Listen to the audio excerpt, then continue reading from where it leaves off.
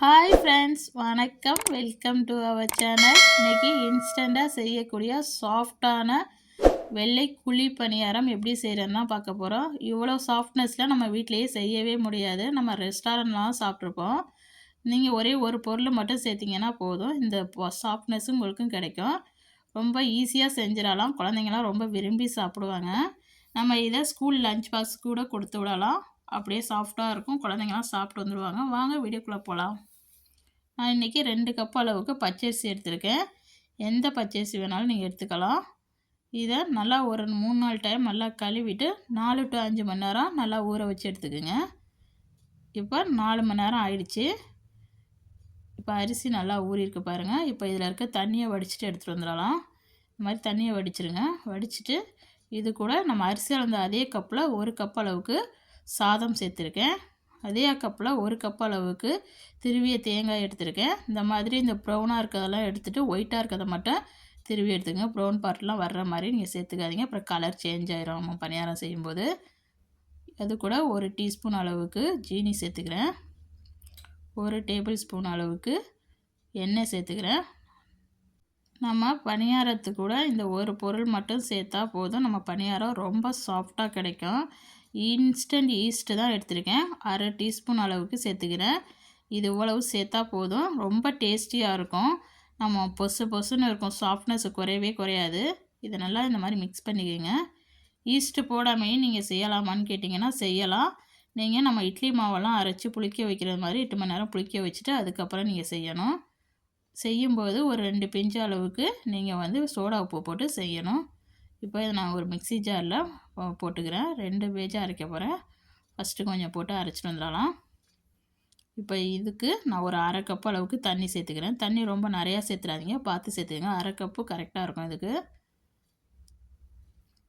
இப்போ இதை மூடி போட்டு நல்லா அரைச்சி எடுத்துகிட்டு வந்துடலாம். இப்போ அரைச்சாச்சு. இப்போ இதை ஒரு பாத்திரத்தில் ஊற்றி வச்சுக்கலாம். இந்த மாதிரி நல்லா சாஃப்டாக அரைச்சிக்கோங்க. இப்போ மீதம் இருக்கிறதையும் போட்டு அரைச்சிட்டு வந்துடலாம். இப்போ இதுக்கும் நான் ஒரு 1/2 கப் அளவுக்கு தண்ணி சேர்த்துக்கிறேன். மொத்தமாக நான் 1 கப் அளவுக்கு தண்ணி சேர்த்துருக்கேன். இப்போ இந்த அளவுக்கு நல்லா சாஃப்டாக அரைச்சி எடுத்துக்கோங்க. இப்போ இதையும் அந்த மாவு கூட சேர்த்துக்கலாம்.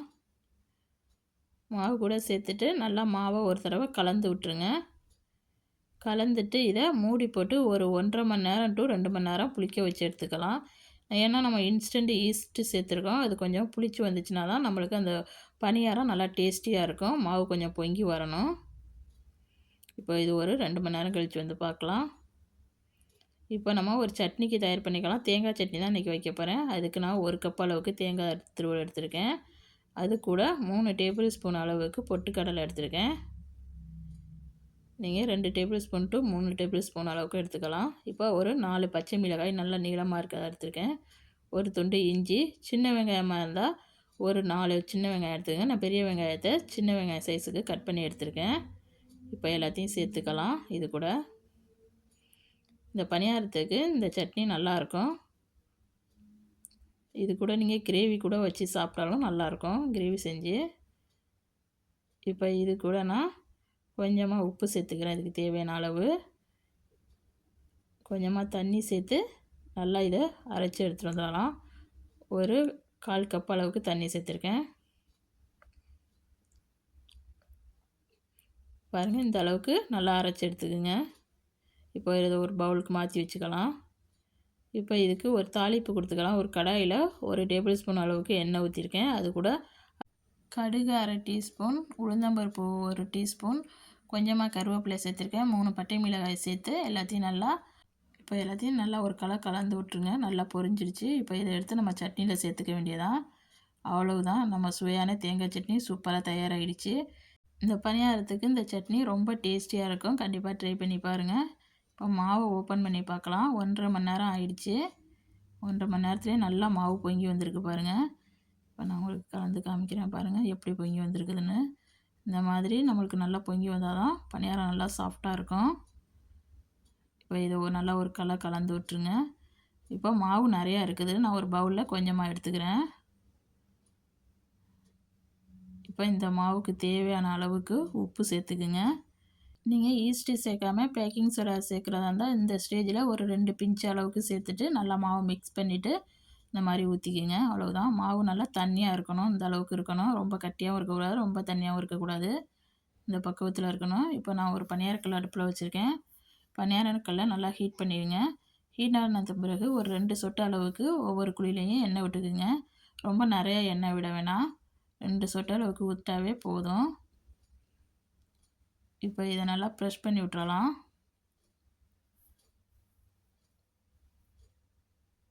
இந்த மாதிரி நல்லா ப்ரெஷ் பண்ணிக்கோங்க. ஒரு சின்ன கரண்டியாக எடுத்துக்கோங்க. அதை போட்டுக்கிட்டு இந்த மாதிரி ஒரு 3/4 குழி அளவுக்கு ஊற்றிக்கிங்க.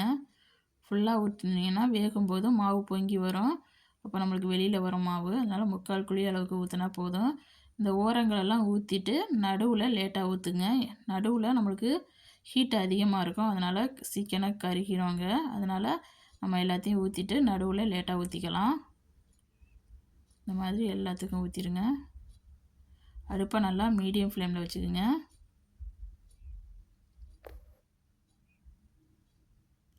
இப்போ நம்ம சென்டரில் ஊற்றிக்கலாம். ஃபஸ்ட்டே சென்டரில் ஊற்றிட்டா நம்ம இதெல்லாம் ஊற்றி வர்றதுக்குள்ளேயும் அது கொஞ்சம் குக் ஆயிரும். அதனால் சென்டரில் லாஸ்ட்டாக ஊற்றிக்கோங்க எப்பயுமே. இப்போ இதுக்கு மூடி போட்டு ஒரு 2 நிமிஷம் மட்டும் மூடி போட்டு வேக வச்சுக்கலாம். இப்போ 2 நிமிஷம் ஆயிடுச்சு. ஓப்பன் பண்ணி பார்க்கலாம். இந்த மாதிரி மேலே மாவாக இருக்கும்போதே நம்ம திருப்பி விட்டுறணும். அப்போ தான் அந்த மாவு உள்ற கொட்டி நல்லா ஷேப்பாக நம்மளுக்கு கிடைக்கும். இந்த மாதிரி நடுவில் இருக்கிறத தான் ஃபஸ்ட்டு திருப்பிடணும். ஏன்னா ஹீட்டு நிறையா இருக்கும். அதனால் நடுவில் இருக்கிறத ஃபஸ்ட்டு திருப்பிட்டு அப்புறம் சைடில் இருக்கிறதெல்லாம் திருப்பி போட்டுக்குங்க. அதே மாதிரி எடுக்கும்போதும் நடுவில் இருக்கிறத ஃபஸ்ட்டு எடுத்துக்கணும்.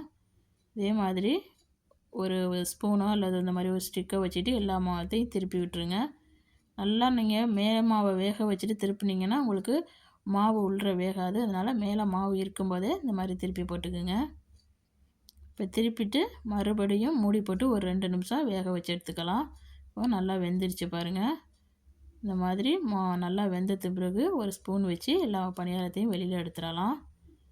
ரொம்ப சாஃப்டாக இருக்கும். நம்ம ரெஸ்டாரண்ட்டில் தான் இந்த சாஃப்டான பணியாரம் சாப்பிட்ருப்போம். வீட்டில் நம்ம செய்யும்போது எவ்வளோ தான் செஞ்சாலும் இந்த சாஃப்ட்னஸ் வராது. இந்த ஈஸ்ட்டு மட்டும் நீங்கள் சேர்த்து செஞ்சிங்கன்னா போதும். ரொம்ப சாஃப்டாக இருக்கும். பஞ்சு போல் இருக்கும். நீங்கள் ஈஸ்ட்டு சேர்க்காமையும் செய்யலாம். ஆனால் இந்த அளவுக்கு சாஃப்ட்டு கிடைக்காது. அவ்வளவுதான் வித்தியாசம். நம்ம சுவையான குழி பணியாரம் சூப்பராக ரெடி ஆகிடுச்சு. பாருங்கள் இந்த பணியாரம் எவ்வளோ சாஃப்டாக இருக்குதுன்னு. இது சாப்பிட்டுக்கிட்டே இருக்கலாம். அவ்வளோ ஒரு டேஸ்டியாக இருக்கும். கண்டிப்பாக நீங்களும் உங்கள் வீட்டில் ட்ரை பண்ணி பார்த்துட்டு எப்படி வந்துச்சுன்னு கமெண்டில் சொல்லுங்கள். இந்த வீடியோ பிடிச்சிருந்துச்சுன்னா இந்த வீடியோவுக்கு ஒரு லைக் கொடுங்க. மறக்காமல் என் சேனலை சப்ஸ்கிரைப் பண்ணி வச்சுக்கோங்க. இந்த வீடியோ பார்த்த அனைவருக்கும் நன்றி.